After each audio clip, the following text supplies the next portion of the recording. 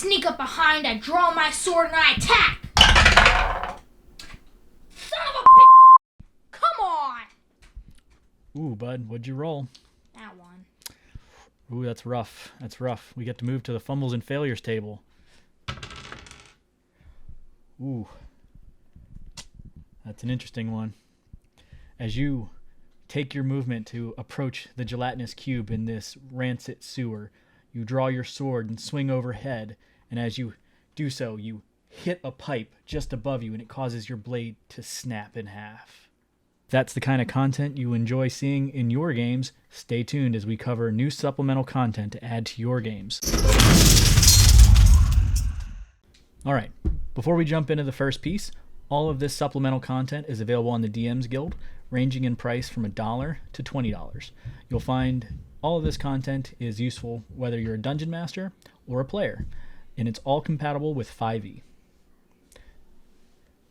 First up, we're going to jump into Fumbles and Fails.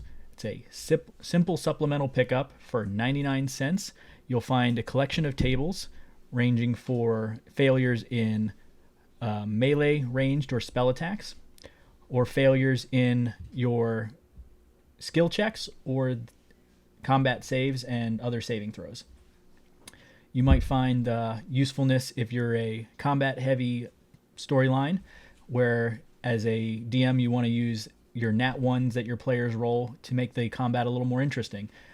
The table includes options like getting your weapon stuck in something. So, for instance, a player in a wooded area swings backward and their weapon gets stuck in the tree as they're trying to take their weapon attack. Another option your player might find in a combat failure is tripping over an item over the battlefield, which causes them to have to make a Constitution saving throw versus being stunned. This stun could last for up to a minute on a failure, or simply for one round on a success. There's a variety of potential interesting developments for any combat endeavor if you add these Fumbles and Fails into your game. All right. The next supplemental piece we're covering now is a bit of an older content that's still available on DM's Guild, known as Golemancy. It's an easy buy at less than $2. Right now it's on sale at $1.40. And it's a great addition for adding a new crafting skill to your game. The players in your game can go into constructing golems from a variety of materials. The content includes tables for cost on any of the material builds, the timeline that it takes to craft out a variety of materials, as well as includes a special subclass for Golemancy as a wizard. It includes a fighter build for a golem pilot, as well as special feats and other content that can add a wondrous new aspect to any combat or world as a whole. You can even go into essentially a Mighty Morphin Power Rangers style while your players build a series of golems that they can connect together to engage in combat as a shared mech. Your players might invest in a Russian nesting doll style golem, which breaks into pieces and separates from one big size down to a tiny golem that can be operated. The Golemancy supplement includes building on the existing golem stats that can be found in the existing monster manual. Additionally, in this Golemancy supplement, you'll also find a set of 4 new spells that will allow your caster to round out their abilities, as well as a new subsystem which will allow you to create golem-like limbs for any player character that may have suffered in horrible amputation. You know, it's a unique way to build on character development as opposed to simply using magic to regrow limbs. But going beyond that, this supplement is perfect if your players have ever wanted to engage in a large scale fight against a giant monster. Say your players wanted to go full Zord fight against a Tarrasque. This supplement helps them build on that kind of content. All right, next up we have an interesting one. There's a unique feel for content that can add a flavor to any world depending on the setting you're building. It's one I'm adding to my future world, which has a Wild West type setting, and this content will be known as the Path of the Rodeo. It is a new subclass system for the Barbarian. It's great and allows you to engage in a new kind of mounted combat and includes a variety of special magic weapons in the content that are specifically built for this barbarian type subclass. You can flavor it to play as a mounted sheriff or cowboy or anything you like that uses that kind of flavor for it.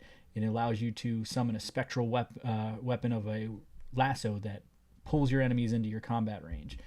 You can also form a special bond with your mount, which doesn't have to be a horse. It has instructions on using other creatures and pairing with your dungeon master to make the most of this flavorful content for yourselves. But beyond that, it's useful for dungeon masters. It includes downtime specialties for horse racing and includes a scaled reward system with a scaled danger setting, essentially. It allows your players to engage in races for rewards that increase in value depending on the amount of time they invest into it, but the danger also increases in a proportional manner, which can include them or their horse or mount, whatever, becoming injured alongside them. It's a exceptional flavored subclass for the barbarian, which all in all has too many subclasses that are very heavy on the anger side, as where I've kind of flavored this in my head to, when you consider the barbarian rage, taking it away from the anger side of it and considering this as a character who simply lets loose. It doesn't have to be angry. It can be just very free-spirited. And I think that's an interesting way to flavor this particular supplement for your world. The next supplement we're reviewing is called Copperline Bank and Loan, a bank heist adventure. This is a great little supplemental adventure you can drop into any campaign, especially if your rogue has been itching to test their skills, and whether the party wants to help them or not, there's ways to scale it for everything. It's for 4 to 6 players ranging from levels 2 to 5, and it's essentially designed to, whether your players want to go full charge in and draw their weapons and rob the bank, or Ocean's 11 style and figure out exactly how they need to charge into this or break into this bank, all the way down to hour by hour schedules for the bank employees and breakdowns for the surprising NPCs that could interrupt them, whether they're inside or outside of the bank. You'll also find that this includes new feat known as the cat burglar feat and new tools for safe cracking. It's a interesting pickup little adventure, and it can be purchased at the DM's Guild for only $3.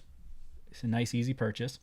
But I'm sure that your players will really enjoy the amount of variety that you can throw at them with a little adventure in a bank at this point with this new content here.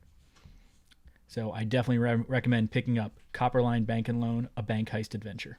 All right, and the next DM's Guild content we're showing is Candlekeep's Tome of Books. It's a perfect addition for expanding on Candlekeep's Mysteries, the official content released by Wizards this year. Candlekeep's Tome of Books is a great supplemental breakdown that covers in 3 chapters. First chapter is the how to build as a book's appearance, breaking down in tables that allow you to literally describe a book from the cover to its pages to how it feels in a player's hands. Books in every campaign help build substance. They allow your players to feel more connected to the world and allow a DM to add lore for the viewing purpose and growth of your players. Tome of Books has a second chapter which includes 50 mundane books in a collection that allow you to reference them and give your players quick content that'll allow you to build the setting. All the initial books in this collection reference the Forgotten Realms setting, which is the primary setting of official content which most players play. It's great and will allow you as a DM to take kind of a backseat without having to remember a lot of content from lore and storylines and things like that while building the world for your players. Now, the third chapter is the more interesting one. It includes 29 magical books and scrolls, which will allow you to, again, add more substance, especially if you're playing in Candlekeep Mysteries. Things for your players to find, read, and grow, and give them special little boons and things like that that'll add growth to the game. The mundane books are still equally interesting. The table breakdown includes what languages the books might be available in, so that your players could find a copy in somewhere in Candlekeep or whatever library you're playing in your setting. And they may come across a book in Undercommon and no one in the group speaks that language. But it'll give you a breakdown for all of these little details. And the books themselves, even the common ones, might give a small boon if the player is willing to invest the time in reading the entirety of it. For instance, a player interested in reading one of the mundane books, if they invest a whole week into finishing it cover to cover, might find that the next interaction with a merchant has advantage on the persuasion check for whatever the interaction chooses, whether they're trying to raise the price of something they're selling or lower the price of something they wish to purchase. Candlekeep's Tome of Books will give you a whole new layer of substance to any world that uses book content, whether it's Candlekeep Mysteries or your homebrew world that has its own library setting. The price value point for this specific piece is also a nice decent steal. You can pick up the PDF for under $4 at $3.95, or if you're a virtual tabletop player and you want to use the Fantasy Ground supplement, you can pick it up for $5.95. Alright, the next supplement we're rolling into is one of our more expensive purchases, known as Tasha's Crucible of Everything Else. We're going to start by covering Volume 1 in this video. Each volume is a relatively cheap purchase at just under $20, $19.99 or $95. This Tasha's Crucible of Everything Else is a great expansion on both existing content and new content for Dungeon Masters and players alike. Has a variety of chapters it's broken into. The first chapter is a whole slew of new subclasses for players, 27 in total, including 3 remastered subclasses for the Artificer, a remaster of the Bladesinger Wizard, and a remaster of the Way of the Four Elements Monk. But you'll also find a variety of unique new subclasses that can be picked up for any player who's looking to kind of break into a unique character base, including a bard subclass known as the College of Pantomime. Interesting. I'm not sure how well it would work in combat, but I know it will make for a very fun setting.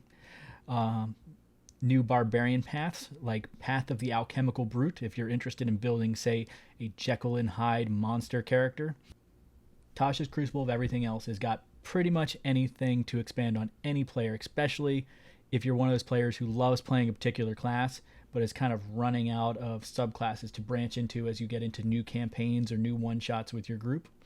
So look at Tasha's Crucible of Everything Else for that kind of content, especially since Chapter 2 breaks into a series of over 30 new spells, both social, combat, and exploration type spells, which are valued at every tier level of game mechanics.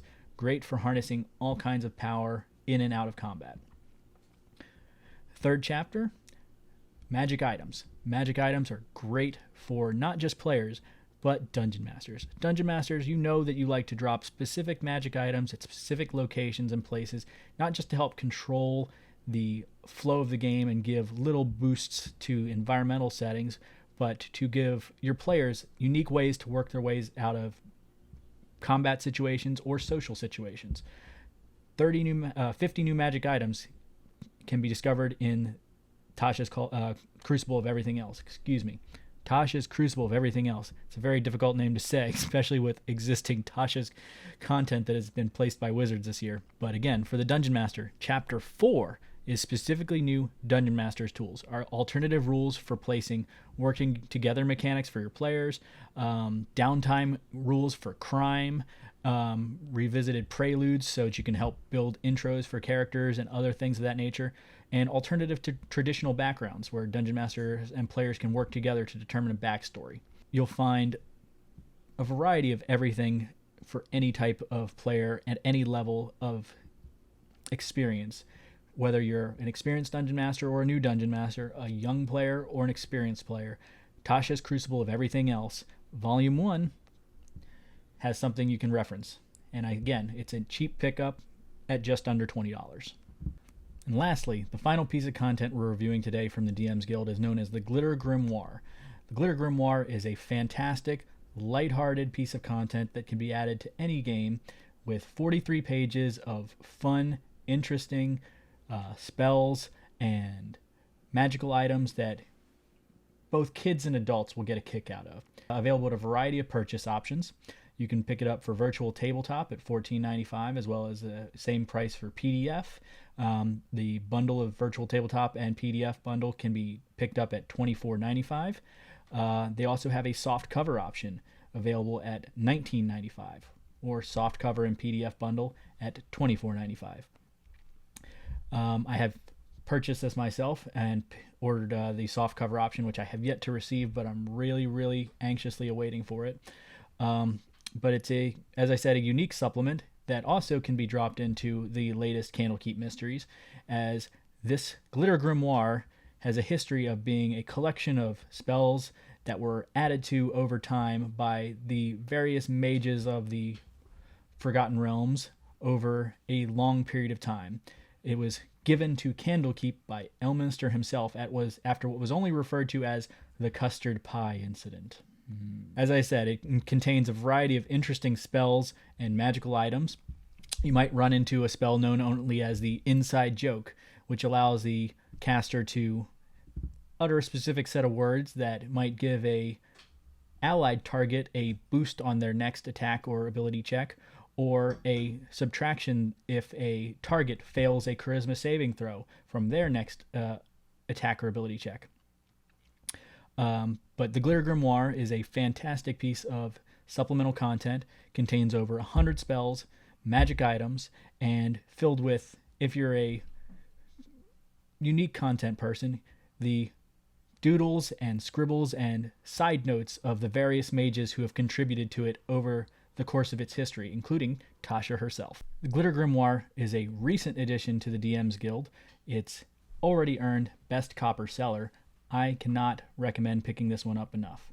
It is a great purchase, and I'm anxiously awaiting my soft cover to arrive. Alright everybody, thanks for watching. With the Glitter Grimoire, we wrap up our last bit of supplemental content from the DM's Guild. We thank you so much for watching. Please remember to like and subscribe at the bottom. If you have any name suggestions for this segment, please post them in the comments. Once again, thanks for watching.